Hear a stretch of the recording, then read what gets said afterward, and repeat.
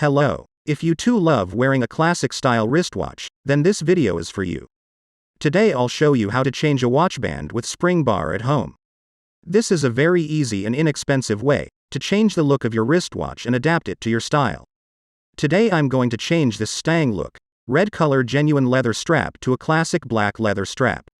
To change the band on this Grovana sapphire watch, you should buy the spring bar remover tool. It only costs a few dollars. Also order a watch band replacement. This is easily done by measuring the width of the strap on your watch. To remove the watch band, you have to push shorter spring with the spring bar remover tool. Just be careful that the spring doesn't shooting away. Then pull the spring bar off the old strap. Here's a good example of how it works. Then put it in the new band. And put the band on the watch. It's very easy. Then do the same with the other side of the watch band. That's the result. I like it, much classier.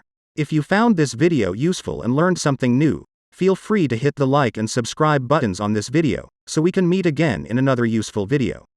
May you always have accurate time.